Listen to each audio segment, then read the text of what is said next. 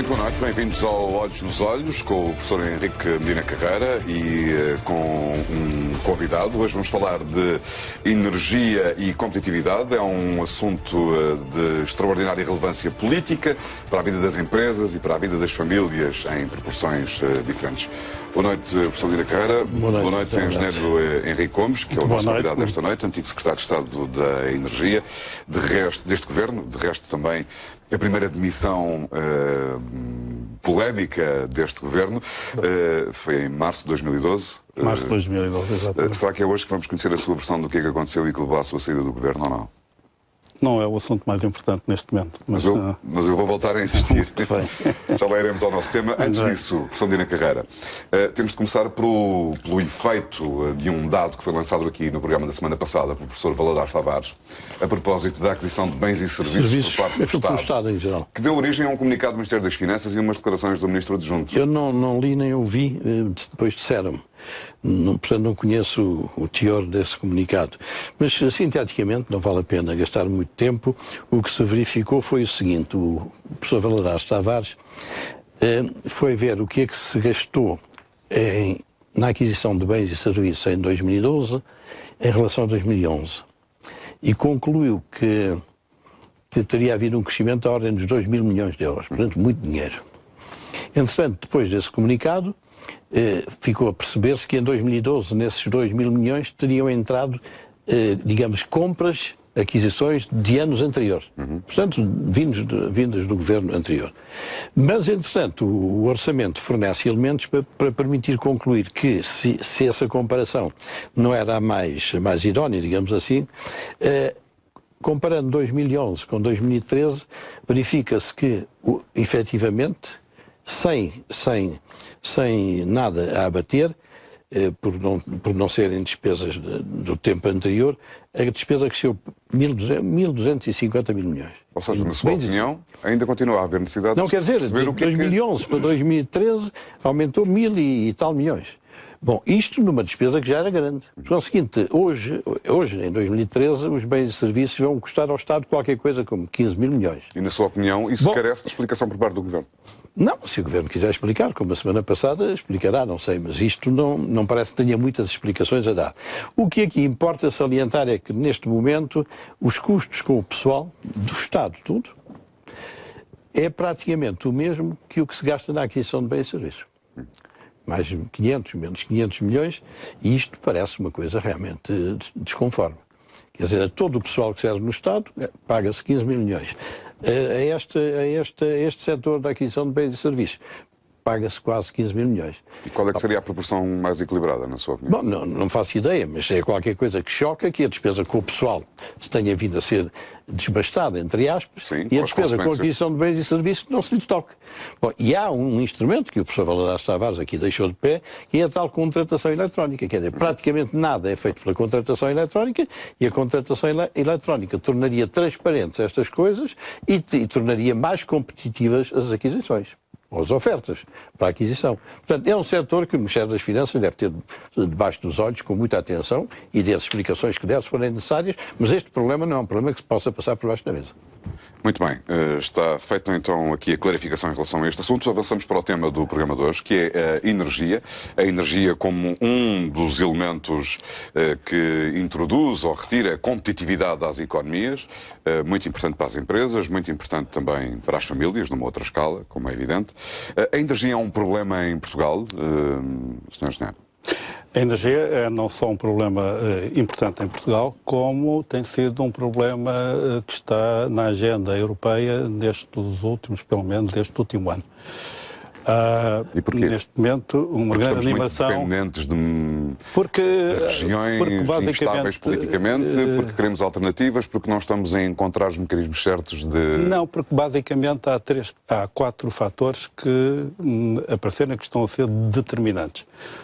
Portanto, o primeiro é o efeito de Fukushima, que para alguns países, nomeadamente a Alemanha, portanto, exatamente, no Japão, o que deu, portanto, o argumento, pelo menos o argumento, para que a Alemanha se preocupasse e se incentivasse no seu mix energético uma maior penetração de renováveis. Em detrimento da energia nuclear. Exatamente, em detrimento da energia nuclear, mas não em detrimento, por exemplo, de energia fóssil, portanto, do gás natural. Há um outro efeito muito importante, que é nós, o mundo, em 2030, precisamos o consumo vai subir cerca de 1/3 daquilo que é hoje. Portanto, há que arranjar fontes de energia para isso. Há um terceiro, que é, devido à crise financeira, a dificuldade de financiamento de novos projetos de energia. E, finalmente, e talvez o mais importante, é o desenvolvimento, quer das tecnologias, quer da produção, em termos de quantidade, do gás de xisto nos Estados Unidos e do petróleo também. Neste momento, só para termos uma ideia, o gás de xisto nos Estados Unidos está a $3,5 por milhão de BTU, a Europa compra-o a 12. Isto quer dizer que em 5 anos, em 5 anos não, em 7, se nós considerarmos a base de preços 100 em 2005, os Estados Unidos estão abaixo dessa base. Ou seja, os Estados Unidos estão a conseguir produzir energia, nomeadamente através da tecnologia do gás de xisto, que tem sido apontada como um sucesso, muito mais barata. Muito mais barata. E isso está a reforçar a competitividade da economia americana. Com certeza. Entretanto, a Europa está com base 140, portanto 40% mais cara, acima.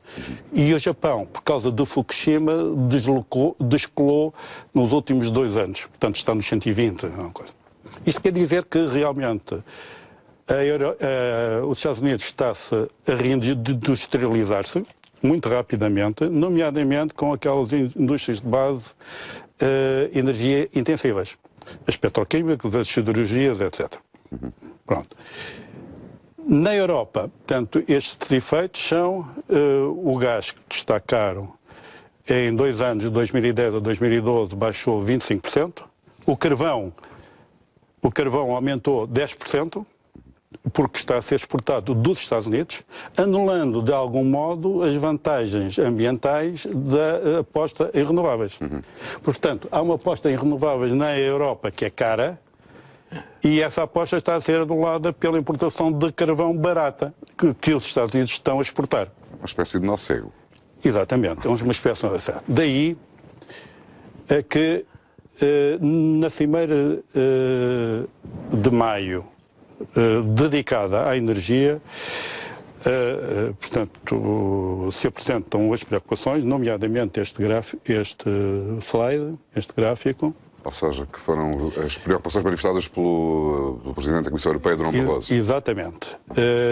Que mostra, e podemos ver muito rapidamente, que relativamente ao gás para a indústria, a Europa sobe muito, 35%, e os Estados Unidos descem 66%. Isso é entre 2005 e 2012, a evolução dos preços. Exatamente. Também para a indústria, a eletricidade sobe na Europa 38% e nos Estados Unidos 10%. Portanto, está mais barato do que estava. Para o gás, para o doméstico, temos também subidas, 45%, enquanto nos Estados Unidos 3%. Portanto, há uma subida também significativamente. Para a eletricidade, para o doméstico, aí as diferenças não são tão grandes, mas apesar de tudo são significativas. 3 vezes mais. Sr. Medina, porquê que isto é um problema? Já vamos continuar aqui o seu raciocínio. Não, porque não é a primeira vez que se debate a energia. Aqui é a quarta vez. Aqui é a quarta vez.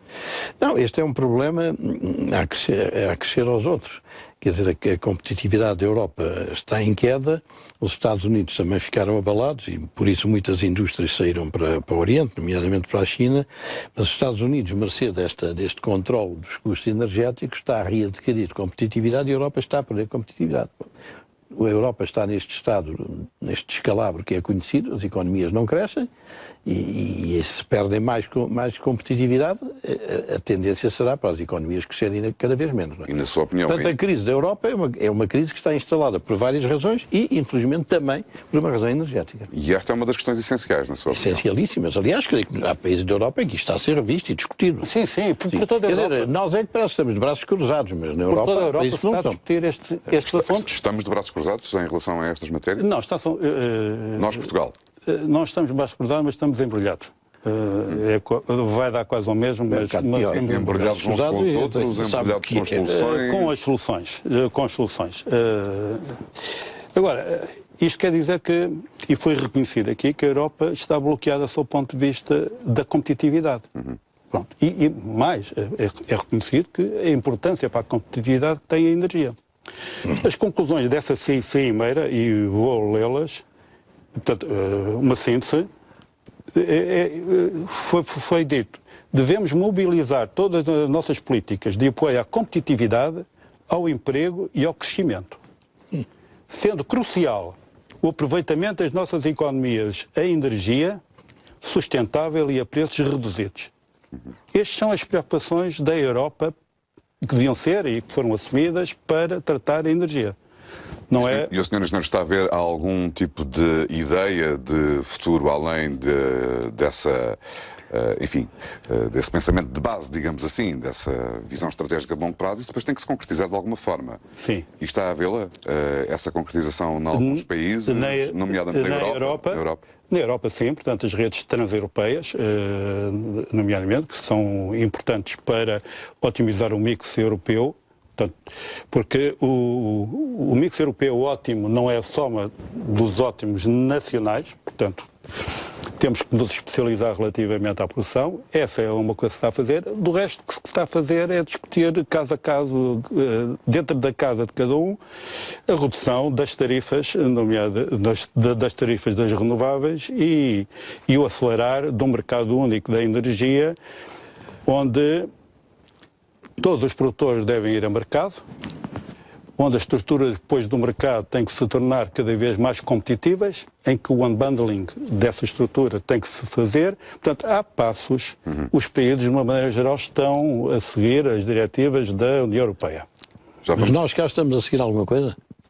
Nós no papel sim, na prática no não. Papel, o que é o papel e a prática?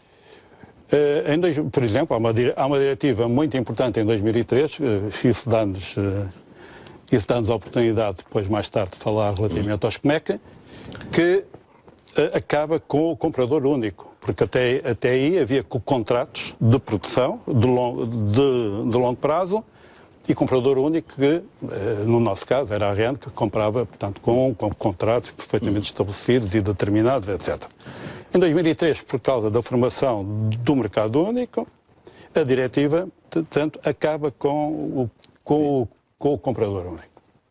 Em Portugal, não se acabou nem com os CAIs, porque os contratos estavam relativamente blindados, nem com os CMEC, nem com os outros CAIs da EDP, que se transformaram em CMECs.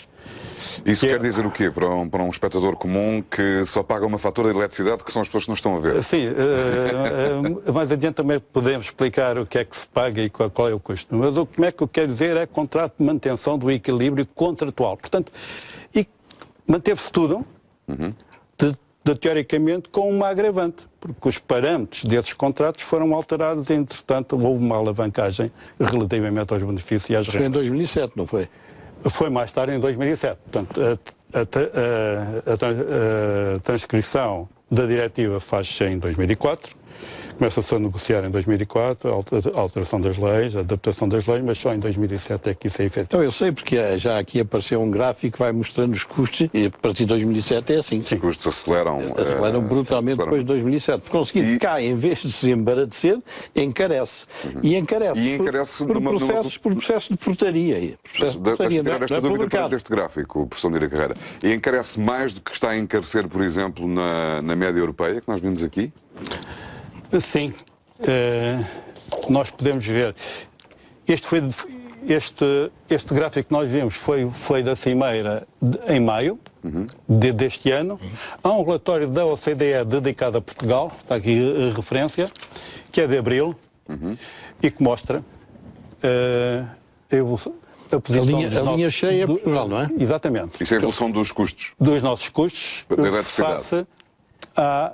Desde para as famílias e para a indústria. Desde 1998